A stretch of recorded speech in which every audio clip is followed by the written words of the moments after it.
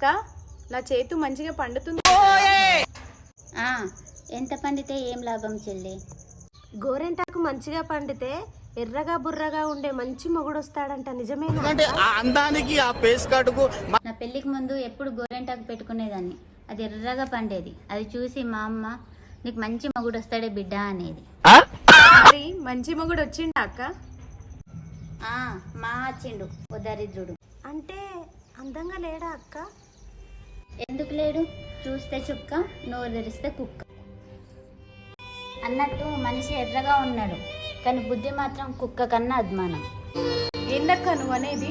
చెల్లి, నన్ను చేసుకున్నాడు, నన్ను చాలా నరకం పెట్టిండు, అష్ట కష్టాలు చూపించిండు, చివరికి వాడే కుక్క చావు చచ్చిండు. బాధపడకక్క, నా మొగుడు కూడా నిన్ను నమ్మించి మోసం చేసిపోయాడు.